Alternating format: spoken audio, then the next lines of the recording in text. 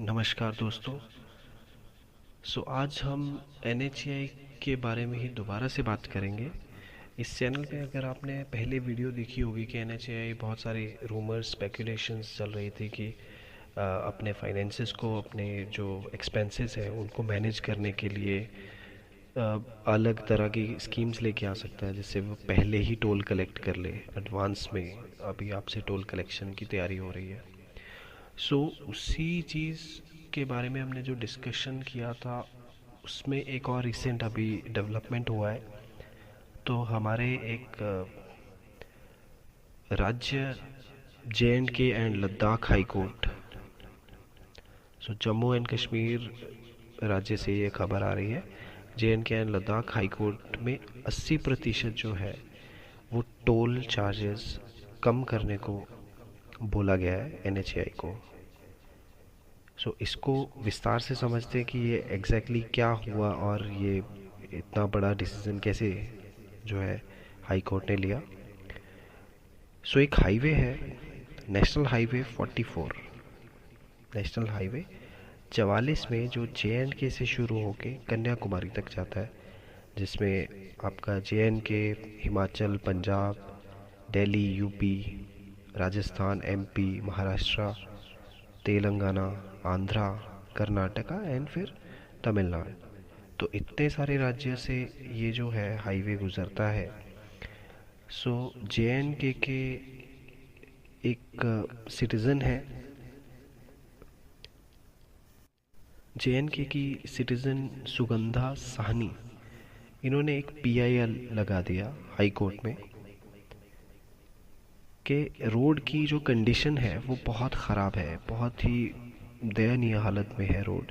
तो 4 lane highway है, लेकिन सब अभी अंडर कंस्ट्रक्शन है। तो 4 लेन का अभी सिर्फ सिंगल लेन में चल रहा है, बाकी जगह पे पूरा अभी बन रहा है। तो रोड की जैसे जो हालत है, उस चीज़ को लेके उन्होंने एक PIL जो है वो दायर कर दिया, पब्लिक इंटरेस्ट लिटिगेशन, कि इससे जो है कॉमन सिटीज़न जो है उसको बहुत इनकन्वीनियंस हो रही है, और इस इनकन्वीनियंस के लिए हम क्यों पे करें। तो हाई कोर्ट ने भी इस चीज़ का संज्ञान लेते हुए दोनों पक्षों की बात सुनी। और इसमें क्या है कि national highway authority of India, जो इसके हेड हैं नितिन गडकरी, वो अपने ही बात में जो है वो फंस गए हैं। बहुत सारे इंटरव्यूज़ में जैसे वो बोलते भी रहे हैं, तो अपनी ही बात को वो यहाँ पे डिफेंड नहीं कर पाए। तो उनकी जो जो सेकंड पार्टी जैसे एक केस में बनती है, तो NHAI ये केस हार गई है। तो उन्होंने खुद बोला है कि अगर कोई रोड जहाँ पे टोल कलेक्ट किया जा रहा है, अगर वो एक्सपेक्टेशन आपकी मीट नहीं करता है, तो आप कंप्लेन कर सकते हैं, आप मना कर सकते हैं टोल पे करने से, या आप चाहें तो केस भी कर सकते हैं।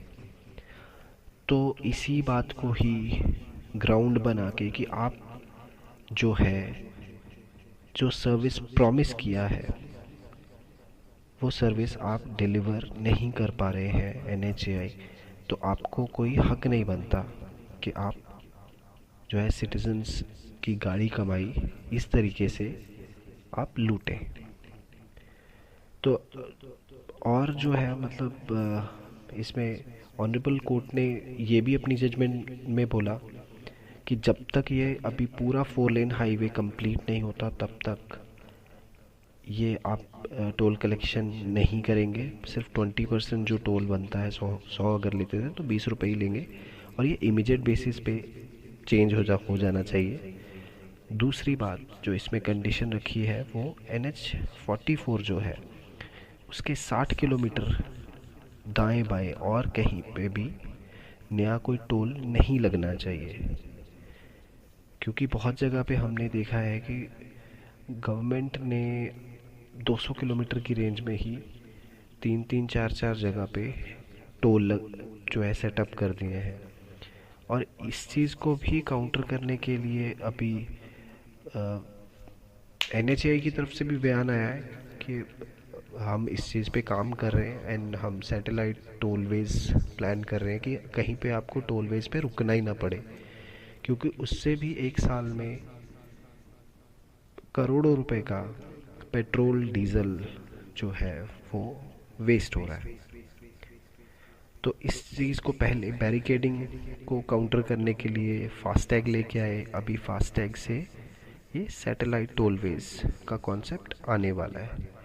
इस चीज़ में और एक जो बहुत इंटरेस्टिंग डेवलपमेंट हुई जो कि एक्सपेक्टेड ही था, एज NHAI को बहुत प्रॉब्लम हो रही थी अपने फाइनेंसेस मीट करने के लिए और जो पुराने लोन्स हैं उन सब के इंस्टॉलमेंट्स देखने के लिए। तो इस चीज़ के लिए वो लेके आए हैं एक प्लान कि एनुअल पास है, 3,000 रुपये आप दीजिए, एक साल आप अनलिमिटेड टोलवेज एक्सेस कीजिए, कोई पैसा नहीं आप देंगे। और एक लाइफ टाइम पास भी लेके आए हैं 15 साल के लिए, 30,000 रुपये दीजिए और लाइफ टाइम 15 साल के लिए आप कोई भी national highway, state highway, express way आप कहीं पे भी टोल नहीं देंगे। ये जो है कुछ रिसेंट डेवलपमेंट्स हुई हैं। एंड देखा जाए तो ये एक बहुत ही लैंडमार्क जजमेंट है जो कि आने वाले टाइम में गवर्नमेंट ऑफ इंडिया को काफ़ी परेशान कर सकता है। गवर्नमेंट ऑफ इंडिया जो कि तरह तरह के टैक्स लगाने में दिन रात बिजी है और जनता की जो परेशानियां हैं, जनता की जो तकलीफ़ें हैं, उनको एकदम इग्नोर किया जा रहा है और अकाउंटेबिलिटी किसी चीज़ के ऊपर नहीं है। आप देखेंगे कि इंडियन रेलवेज़ है, वहाँ पे आपको अगर दिक्कत हो रही है, आपको इंडियन रेलवेज़ का जो आपका टिकट है उस सफ़र के बाद कहीं और सफ़र करना हो, अगर कुछ भी है तो 4 घंटे लेट, 5 घंटे लेट, कोई अकाउंटेबिलिटी नहीं। क्यों लेट हो गई? इस ट्रेन का टाइम तो इतने बजे था, आखिर क्यों लेट है? तो उसमें आप रिफ़ंड नहीं क्लेम कर सकते। ये छोटी छोटी चीज़ें जो है, फिर आप जो टैक्स दे रहे हैं तो अब डायरेक्ट टैक्स देखिए तो इनकम टैक्स आपके ऊपर लगाया जाता है, securities transaction tax, wealth tax, gift tax, corporate tax, capital gains tax. Indirect taxes में अगर हम बात करें तो GST आपके ऊपर लगाया जाता है, sales tax, custom tax, VAT, octroi tax, service tax. उसके बाद अदर टैक्स में आपके ऊपर एंटरटेनमेंट टैक्स लगाया जाता है, प्रोफेशनल टैक्स लगाया जाता है जो हर महीने कर्मचारियों की तनख्वाह में से कटता है, प्रॉपर्टी टैक्स लगाया जाता है, एजुकेशन सेस टैक्स लगाया जाता है, रजिस्ट्री टैक्स लगाया जाता है, टोल टैक्स लगाया जाता है। और ये बहुत बड़ी समस्या बन चुकी है कि इतना सारा टैक्स लगा के भी एक आम जो कॉमन सिटीज़न है उसको एक क्वेश्चन पूछने का हक नहीं है। अपनी जो गवर्नमेंट है, जो जिसे चुन के उसने इलेक्ट करके वो लेके आया है कि ये सही से देश को चलाए, ये मेरे स्टेट को सही से चलाए या मेरी लाइफ को अभी बेहतर करेगी, मैं इस ऑप्शन की जगह अभी इस ऑप्शन को चुन के लेके आता हूँ, तो वो और ख़राब कर देती है। आपको कोई अधिकार नहीं है, बस आप टैक्स देते जाइए। और इसके बावजूद भी इतना टैक्स पे करके आपको क्या मिल रहा है? देश गिरवी हो चुका है।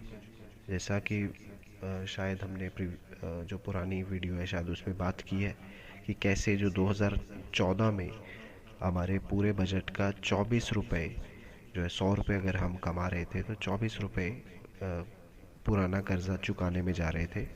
अभी उसकी संख्या 38 रुपये हो गई, 14 रुपये और बढ़ गया है। और ये सिर्फ 10-11 साल में हुआ। और 49 लाख करोड़ का कर्जा था देश के ऊपर, जो आज 220 लाख करोड़ का हो गया है 11 साल में।